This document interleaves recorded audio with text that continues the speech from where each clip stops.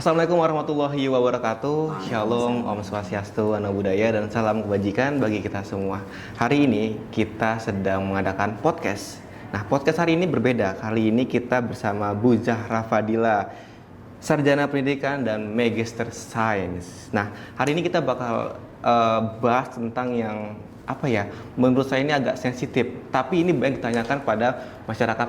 Apa itu tentang obat medis dan obat herbal. Nah, jadi Bu Zahra ini adalah edukator, public speaker, dan writer. Bu Zahra ini dulu tuh dari 2001 sampai 2022 tuh sebagai staf mengajar di Universitas Muhammadiyah Karanganyar. Kemudian beliau juga 2022 menjadi tenaga ahli farmasi. Oke, kita tanpa menunggu lama, yuk kita bahas di Imaterki Podcast.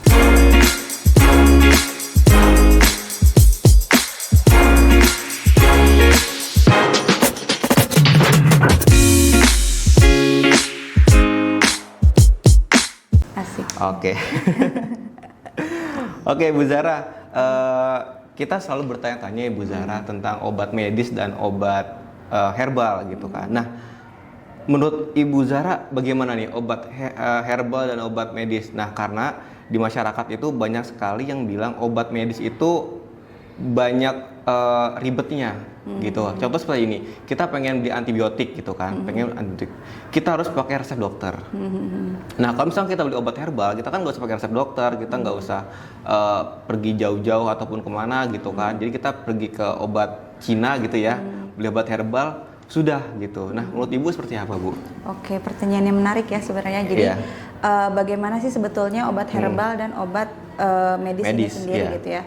Jadi sebetulnya kadang istilah di masyarakat itu dibilang obat medis itu obat kimia, padahal segala sesuatu yang ada di dunia juga chemical substance gitu ya, atau zat kimia kan sebenarnya. Jadi konotasi di sini mungkin perlu kita luruskan, di mana mungkin yang dimaksud masyarakat itu adalah obat sintetis. Padahal kan sebenarnya kalaupun kita lihat dari sejarah perkembangan obat atau drug development itu memang awal mulanya itu kan dari natural product dulu atau dari bahan alam dulu kan.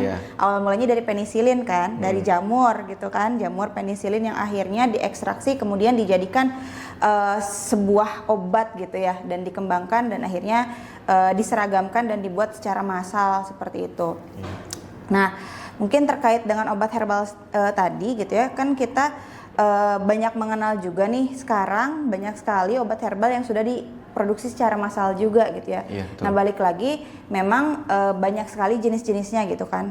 Nah, kalau misalkan yang dinamakan obat herbal itu sendiri ya tadi gitu ya, bisa diolah sendiri di rumah, bahkan bisa berupa food medicine gitu ya, atau obat berupa makanan yang kita makan pun itu berupa obat sebenarnya.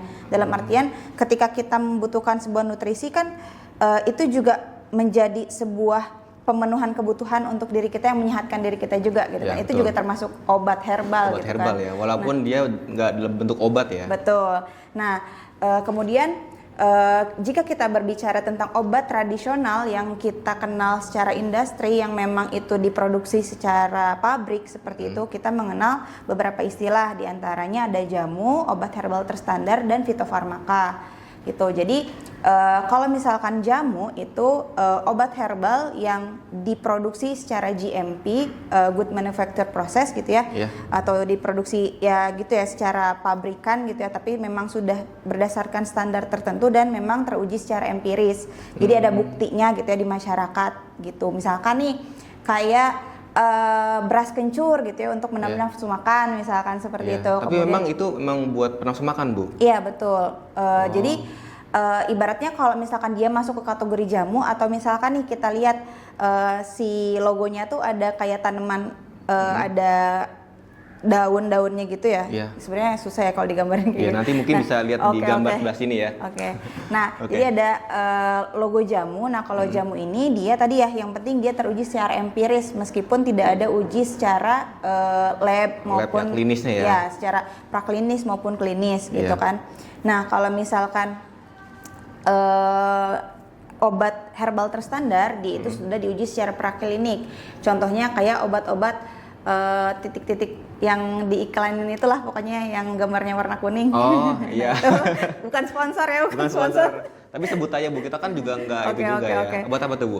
Misalkan kayak obat anti masuk angin gitu kan. Oh, nah itu iya. diklaim sebagai obat herbal terstandar dan memang ada logonya gitu kan, obat herbal terstandar. Tapi itu maksudnya izinnya tuh obat klinis atau obat herbal Bu, jadi izinnya? Obat herbal. Obat herbal. Iya, obat herbal. Jadi tadi untuk kategori obat herbal yang memang sudah terstandarisasi atau sudah diproduksi secara GMP, itu ada tadi kategori-kategorinya. Yang pertama jamu, yang kedua ada obat herbal terstandar dan juga ada fitofarmaka. Tadi kalau misalkan obat herbal terstandar, dia harus selain ada bukti secara empiris atau misalkan nih kita baca-baca jurnal kah atau misalkan kita tahu informasi dari neneknya gitu ya. Tapi kita buktikan secara praklinik misalkan minimal. Jadi kalau uji praklinik itu uji yang ke hewan uji gitu. Jadi kan kayak yang tikus ya. Ke tikus gitu kan. Atau misalkan ke kelinci atau misalkan ke mencit gitu kan. Nah, itu uji praklinik ataupun kalau misalkan selain itu juga bisa misalkan uji lab, yang penting ada ujinya lah gitu kan. Uji praklinik. Jadi kalau uji praklinik itu pokoknya yang kita ujikan sebelum ke manusia lah gitu. Nah, kalau uji klinis itu kayak udah ke orang gitu. Nah, uji klinis ini pun kalau misalkan kalau misalkan udah obat medis gitu ya, itu memang harus uji klinis dulu. Uji klinisnya pun ada beberapa fase dan itu tuh kayak probandusnya harus banyak banget gitu. Kayak pokoknya makanya sebetulnya kalau misalkan langsung nyerempet ke jawaban ya, dikatakan bahwa obat medis itu berbahaya, sebetulnya tahap untuk mencapai dia disebarkan di masyarakat pun nggak semudah itu juga. Ya, karena kan ada praklinis, ada klinis ya.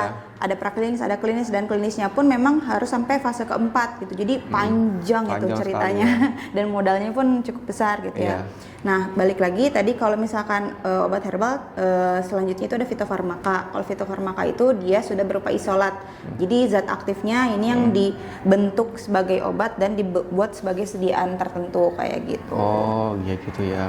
Oke. Bu, mungkin kita mau nanya lagi Bu ya.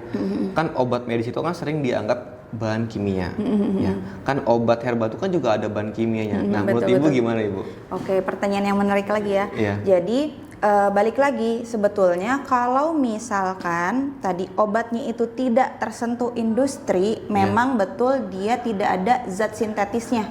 Kalau dia memang diproduksinya secara benar ya, atau betul-betul tradisional banget yang ngolahnya tuh gitu, atau kita ngolah sendiri gitu ya, bener-bener yang alami banget. Nah, itu bisa jadi memang tidak ada zat sintetisnya gitu ya. Tapi kalau zat kimia balik lagi gitu ya, kalau kita makan nasi aja kan itu juga amilum gitu kan, zat kimia juga gitu kan, maksudnya ya tadi gitu, tergantung pengertian kita gitu kan. Kalau misalkan kita sebagai apalagi teman-teman di IMATLQ gitu ya, sebagai memang mahasiswa TLM, pasti kan ibaratnya kita juga harus meluruskan nih di masyarakat yang dimaksud dengan obat kimia semuanya pun ya tadi zat kimia gitu ya, cuma tadi balik lagi mungkin yang dimaksud itu adalah bahan sintetis atau zat buatan. Jadi memang secara struktur itu tuh dibikin mirip dengan struktur yang aslinya ada di alam. Cuma memang dibuat secara lab gitu. Jadi kayak menyatu-nyatukan beberapa struktur sederhana menjadi sebuah struktur yang ya tadi sebetulnya nggak benar-benar sama banget gitu dengan struktur yang aslinya di alam. Makanya gitu. Namanya bentuknya sintetis ya? Iya betul, sintetis atau buatan. Nah, balik lagi tadi, segala sesuatu yang dikenali sebagai zat yang asing kan, kalau natural product, kalau tadi ya belum masuk ke industri pasti nggak ditambahin apa-apa gitu kan, nggak ditambahin apa-apa, nggak ditambahin misalkan minimal pasti banget lah seenggak-enggaknya biasanya pakai pengawet gitu. Nggak mungkin lah misalkan kita aja rebus jamu nggak mungkin tahan sebulan gitu, pastilah gitu pakai pengawet. Meskipun pengawet pangan. Nah itu juga kan termasuk zat sintetis juga sebetulnya kan biasanya, tapi tergantung nih dari produsennya dia pakainya apa. Nah terus kemudian kalau misalkan secara industri, kalau misalkan kita perbandingkan memang antara bahan alam atau bahan yang natural sama bahan yang sintetisnya, pasti sebenarnya obat herbal jauh lebih sedikit sebetulnya dibandingkan dengan obat kimia, karena ya maksudnya obat medis gitu ya. Karena kalau obat medis ini sendiri memang ya tadi gitu, untuk kemudahan dari produksi dan apa segala macamnya, memang dia penggunaannya memang cenderung lebih ke zat yang sintetis. Meskipun ada juga, apalagi kalau misalkan di negara maksudnya di Eropa gitu ya, justru sekarang bergeser. Jadi misalkan kayak zat tambahan obat atau excipientnya aja itu udah mulai pakai yang natural kayak gitu. Mungkin karena di mereka teknologinya jauh lebih bagus juga ya. Jadi penyimpanan dan segala macamnya dia minim kontaminan kayak gitu. Nah, berbicara tentang hal tadi terkait dengan zat yang sintetis dengan zat yang alami, kalau zat yang sintetis itu dikenali tubuh sebagai zat asing atau sebagai xenobiotik. Nah, xenobiotik ini merupakan zat yang perlu dinetralkan atau perlu didetoksifikasikan oleh hati gitu. Makanya kan biasanya kalau kita mengukur atau misalkan mau tahu efektivitas obat gitu ya, biasanya kita mengukur ADME-nya gitu ya, absorpsi, ADME-nya, jadi absorpsi, distribusi, metabolisme sama ekskresinya gitu kan. Nah jadi ibaratnya berapa sih waktu yang dibutuhkan misalkan dia sampai terdistribusi di dalam tubuh, kapan dia di metabolisme dan di mana dia di metabolismenya, atau misalkan kapan dia bisa terekskresikan. Jadi kayak diukur gitu, ketika dia diminum segimana, nanti pas dikeluarin segimana gitu. Berarti kan dia lewat tuh. Iya, tapi itu harus diuji nggak sih Bu, urinnya gitu? Jadi emang ada uji, maksudnya kalau kita misalkan mau ngembangin obat, makanya kayak ibaratnya sebuah obat tadi ya, obat medis memang ibaratnya penelitiannya tuh jauh lebih kompleks lah sebetulnya gitu ya, sebenarnya dibandingkan sama obat herbal. Misalkan kalau sekedar dia langsung bisa dipakai di masyarakat gitu ya. Nah, kalau misalkan tadi yang natural product memang dia cenderung tidak dikenali sebagai xenobiotik atau zat asing. Jadi dia memang dikenali ya udah gitu, kayak sesuatu yang lumrah masuk ke dalam tubuh kita. Ya betul. Nah, oke, Bu, kan saya akan cerita pengalaman sedikit ya pastinya ya, biar seru ya. Oke, saya kan lagi ingin menambahkan berat badan. Makanya saya minum obat kurkuma supaya menambah nafsu makan. Nah, tadi Ibu kan jelasin kan, kalau misalkan kunyit itu bisa menambah nafsu makan. Nah, kalau misalkan saya dua-duanya diminum gimana Bu? Kurkuma sama kunyit. Nah, apakah itu berbahayakah kalau misalkan dicampur herbal sama klinis? Nah, kurkumanya dalam bentuk apa nih? Obat oral. Maksudnya kurkumin gitu Iya, dia. obat oral gitu sama kunyit lah gitu, jamu gitu.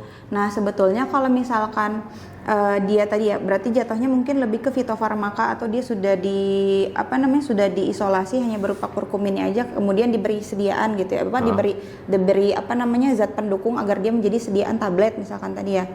Nah, kalau misalkan antara tadi sebetulnya itu jatuhnya masih obat herbal sih. Jatuhnya sebenarnya masih obat herbal, cuma balik lagi kalau kayak gitu berarti terlalu double. Dan biasanya kalau misalkan pun herbal dia mau dicampurin sama apapun gitu yang lain, biasanya dikasih jarak 2 jam bagusnya. 2 jam. Bagusnya minimal. Jadi nggak boleh digabung langsung jadi satu ya. Walaupun itu jamu ya. Walaupun itu jamu. Nah, kecuali memang itu sudah bentuk campuran dari si jamunya itu sendiri. Gitu. Jadi kalau misalkan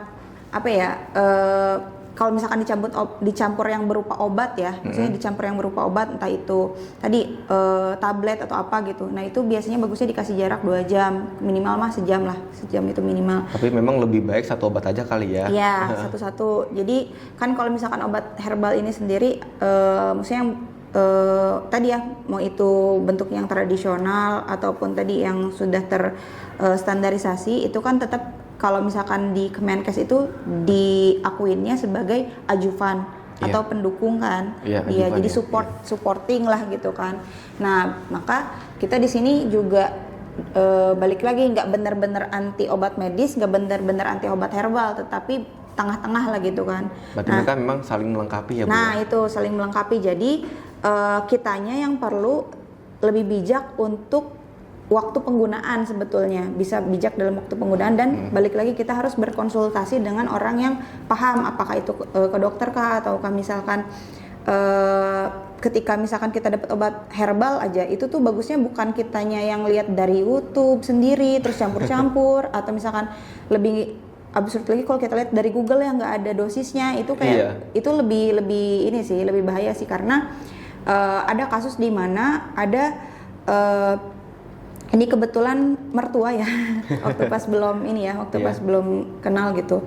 Nah, jadi beliau kan diabetes, terus minum obat anti diabetes kan, Iya. minum metformin biasanya yang dikasihkan. Nah terus udah gitu minum juga, pokoknya segala dicobain karena saking panik, karena pengen saking cepat sembuh gitu Sembuhnya, kan. ya. Akhirnya bukan hiperglikemi malah hipoglikemi karena terlalu banyak, dan ibaratnya nih efeknya tuh bisa langsung bener-bener bikin turun gitu. Bikin turun ya. Si gula darahnya, dan ketika itu bener-bener terlalu hipoglikemi kan malah jadinya dianya langsung ngedrop kan beliaunya gitu. Oh jadi obatnya langsung dicampur gitu. Jadi misalkan habis minum, nanti minum apa lagi gitu. Makanya harus dijarakin minimal 2 jam 2 jam sebenarnya. ya? Oh, gitu. begitu. Dan lihat juga nih kondisinya. Maksudnya jangan sampai nih ketika udah turun gula darahnya karena minum obat tadi ya, obat medis. Padahal udah turun nih, udah normal. Iya. Diturunin lagi gitu kan pakai Berarti obat memang herbal. harus dicek dulu ya. Betul. Gula darahnya baru minum obat lagi Betul, ya. kayak ya. gitu. Oke. Tapi Bu, sepengalaman Ibu, apakah obat herbal itu pernah memperburuk kondisi pasien? Kalau memperburuk sih tadi lebih ke kurang tepat penggunaan. Jadi kalau misalkan kasusnya itu tepat, biasanya sih jarang yang lebih buruk. Kalau tepat ya. Iya. Tapi kalau misalkan salah penggunaan herbal pada kondisi tertentu, itu bisa jadi fatal juga. Karena waktu itu saya pernah berkunjung ke B2P2TOT gitu ya, di sana kan sinergis lah gitu kan, dari budidaya sampai betul-betul peresepan, sampai betul-betul produksi obat, sampai betul-betul dikasih ke pasien gitu ya. Dan ada beberapa kasus yang itu tuh memang ya tidak banyak diekspos lah ya gitu. Kan ini mah ini ya eksklusif ya, bercanda. Nah jadi apa ya namanya, bisa jadi juga obat herbal itu memberikan efek yang cukup fatal gitu dan membahayakan nyawa tadi kalau misalkan tidak tepat guna. Karena sebetulnya baik itu obat herbal maupun obat medis ya tadi sama-sama memiliki sisi yang perlu kita waspadai juga kayak gitu. Karena maksudnya tanaman aja pun kan ada ketika kita makan beracun kan, bikin kita keracunan kan ada juga. Nah sama gitu ya, obat herbal juga ibaratnya kayak gitu meskipun memang rentan keterterimaan di manusia, maksudnya di tubuh kitanya tuh biasanya range-nya jauh lebih besar lah. Gitu biasanya, karena tadi sebetulnya pada dasarnya kalau dia berbahan sintetis dikenali sebagai zat di dalam tubuhnya itu sebagai xenobiotik. Atau sebagai zat asing yang perlu untuk dinetralisir kayak gitu. Betul. Oke, mungkin pertanyaan lagi ya Bu ya, kita akan nanya lagi. Jadi kan obat herbal itu kan dijual bebas gitu kan. Beda sama obat medis. Obat medis kan memang harus ada harus ada resepnya sebenarnya. Nah, saking bebasnya kita tuh saking bingung gitu kan, memilih obat herbal yang bagus tuh seperti apa gitu. Apakah BPOM itu mengatur obat herbal kah, dan bagaimana cara kita untuk memilih obat herbal seperti itu Bu? Tadi ya pertanyaannya menarik ya. Jadi memang terkadang kita ada sisi ketakutan juga ya ketika kita mengkonsumsi obat herbal, karena terkadang juga ada yang dicampur dengan ibuprofen gitu ya. Makanya malah jadi moon face gitu habis minum obat herbal apa gimana gitu ya. Karena ya tadi ada produsen-produsen nakal yang ingin kesannya tuh si jamunya ini tuh bagus, padahal dia mengoplosnya dengan obat sintetis atau obat medis gitu ya. Yang penggunaannya itu sangat-sangat sembarangan gitu ya, nggak tahu dosisnya berapa, tiba-tiba campur-campur aja gitu, dan tidak memikirkan efek samping baik itu jangka pendek maupun jangka panjangnya. Nah sebetulnya kalau misalkan kita sudah percaya, maksudnya kayak jamu-jamu yang lumrah lah. Jadi gini, kalau misalkan jamu-jamu yang itu biasa dikonsumsi masyarakat kita, maksudnya yang benar-benar ya kayak kunyit beras kencur gitu kan, terus kayak kunyit asam yang kayak gitu-gitu, itu tuh sinergitas kalau diuji secara labnya tuh udah bagus banget dan cenderung lebih aman. Oh gitu. Makanya kalau jamu-jamu tradisional Indonesia itu biasanya suka pakai gula merah, ya nggak? Iya betul. Terus maksudnya si formulasinya biasanya pakai temulawak. Jadi temulawak ini dia bersifat hepatoprotektor atau dia melindungi hati dari tadi senyawa-senyawa toksin yang kemungkinan ada di tanaman itu. Makanya jamu itu banyak yang pakai temulawak. Jadi orang zaman dulu tuh nggak tahu dari mana pengetahuannya, pokoknya keren banget lah gitu, masya Allah. Jadi padahal di zaman dulu kan tidak ada pengujian gitu ya. Tapi mereka tuh sudah mengetahui bahwa tadi temulawak itu kan pertama khas banget Indonesia. Iya. Dan itu tuh biasanya jadi campuran jamu gitu lumrahnya kalau dipakai buat obat apa gitu kan. Dan temulawak ini dia bersifat hepatoprotektor atau melindungi hati. Jadi memang kecenderungan untuk toksinnya itu jadi menurun gitu. Dan dengan adanya gula merah itu memperingan efek samping sebetulnya. Jadi keren banget lah orang tua zaman dulu ya. Maksudnya kita sebagai orang Indonesia harusnya bangga gitu ya sama jamu kita. Jadi kalau misalkan yang secara tradisional banget, kalau itu resep-resepnya masih lumrah, atau misalkan ya resep-resep yang masih ya umum-umum lah, itu insya Allah cenderung aman lah, karena memang dari generasi ke generasi itu, maksudnya secara selama nggak ada kontaminan ya, insya Allah aman. Nah kedua, kalau misalkan kita misalkan nih ya di luar taunya tuh dari tabib atau dari sinse atau dari mana, kita benar-benar harus tahu nih kredibilitas orang ini tuh keilmuannya seperti apa gitu. Jadi jangan sampai kita cuma asal ngikut dan kita tuh nggak tahu apa yang dicampurin, karena kenapa akhirnya ibu mendalami dunia herbal, dulu juga sempat sakit, sakitnya cukup parah lah ya. Jadi kayak dulu tuh pernah juga dikasihin obat jamu-jamu tapi kayak dicampur-campur gitu, kayak jadi kayak sudah merasakan, dan ya justru itu kita harus lebih kritis lah sebagai konsumen gitu kan.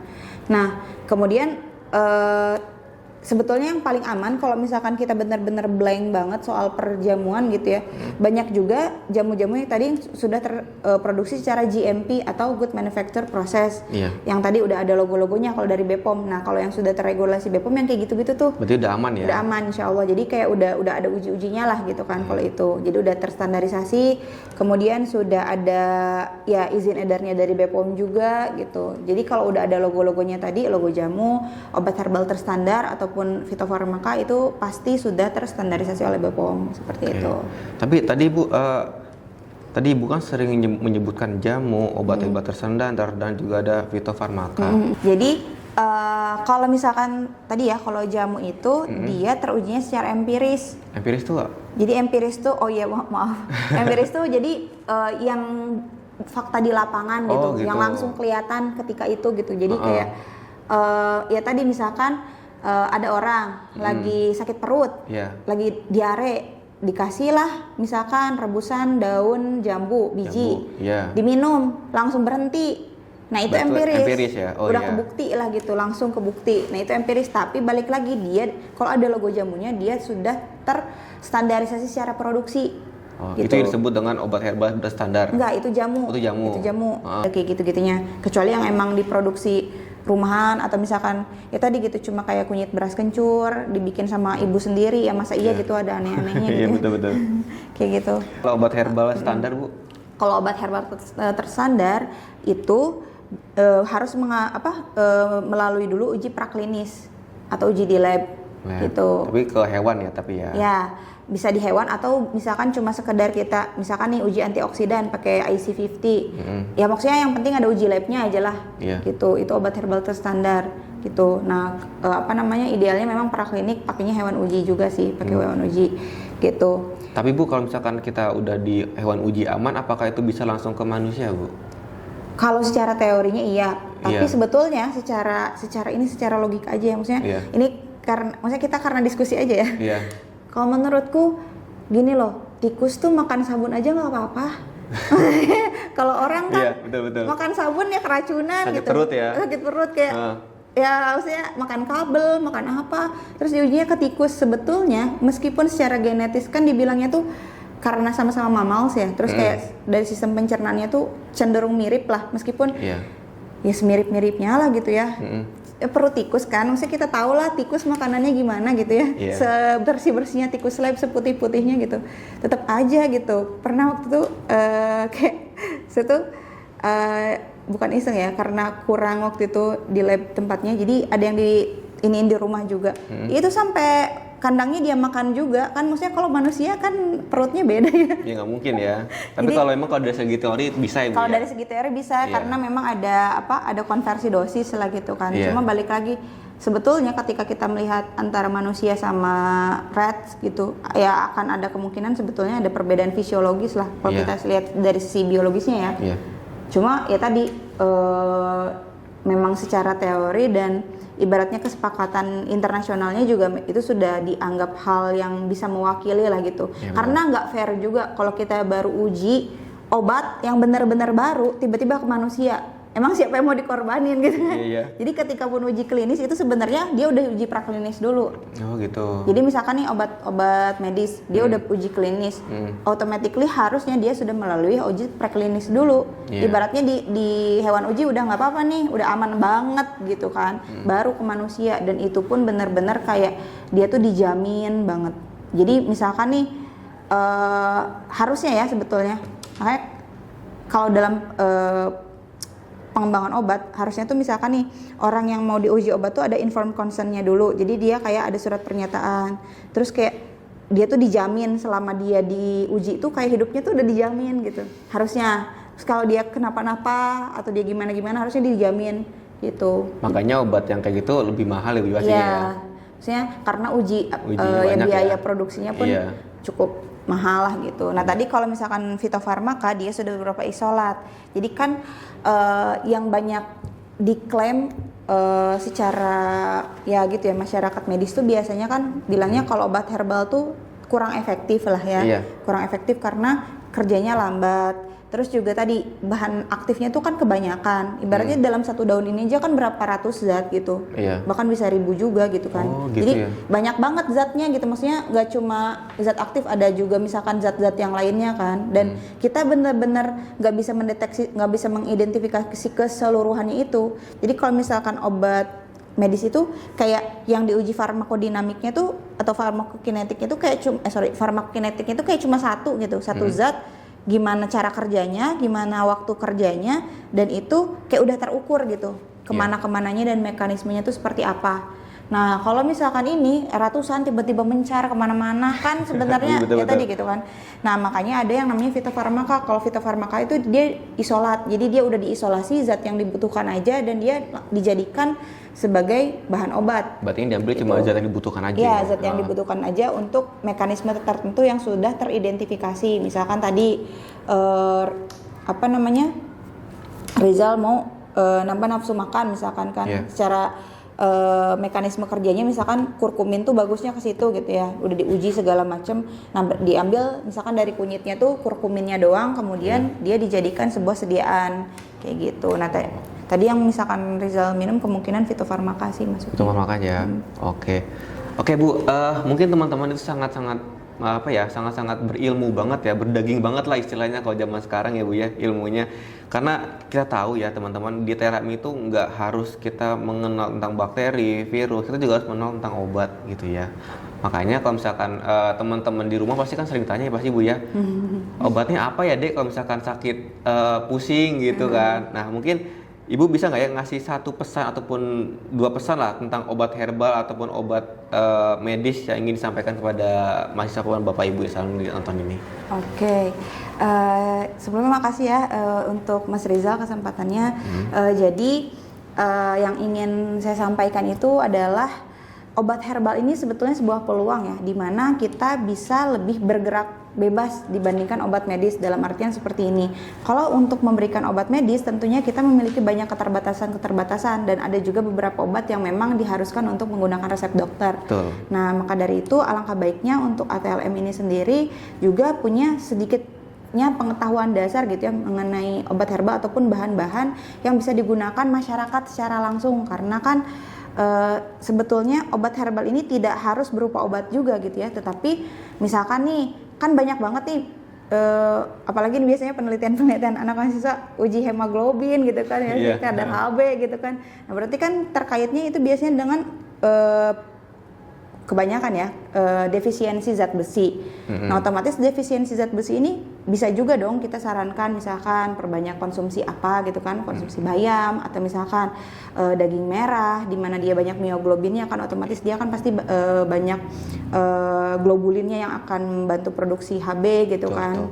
Kemudian pun ya hati dan lain-lain gitu ya. Jadi memang pengetahuan obat herbal ini menjadi tadi sebuah peluang juga dan celah gitu, di mana kita bisa meningkatkan kebermanfaatan kita di masyarakat gitu ya. Jadi bukan berarti kita anti obat medis dan anti obat herbal, tapi justru kita ada di tengah-tengahnya nih.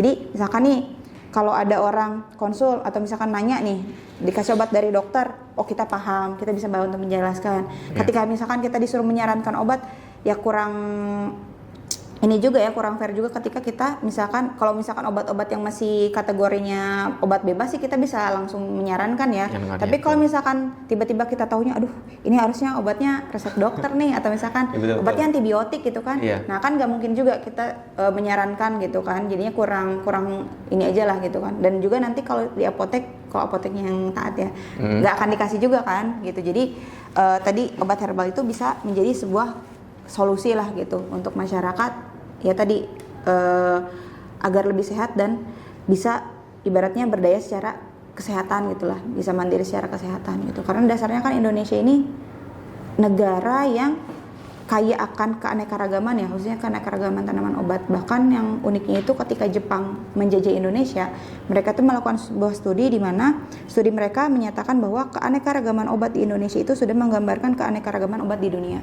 Jadi sebetulnya kalau mau nyari itu tuh ada semuanya di Indonesia. Jadi semua obat di Indonesia, obat di dunia itu ada di Indonesia bener ya? Ibaratnya, meskipun misalkan sama beda, bisa kan beda family, satu family, beda spesies, tapi biasanya kan satu family itu ada keidentikan zat aktif. Jadi meskipun spesiesnya beda, tapi biasanya tuh yang ada di luar tuh pasti ada di kita juga. Oke teman-teman, mungkin sekian dari kita ya Bu ya untuk podcastnya. Mungkin ini adalah ilmunya daging banget ya teman-teman. Oke teman-teman, mungkin sudah sekian dari saya. Mungkin nextnya kita akan membahas tentang hal-hal yang seru lagi. Mungkin kalau misalkan teman-teman pengen membahas yang apa gitu kan, yang mungkin teman-teman ingin tanyakan, tulis di kolom komentar. Oke. Oke, wassalamualaikum warahmatullahi wabarakatuh. Shalom, Namo Buddhaya dan Om Santi Santi Om. Terima kasih.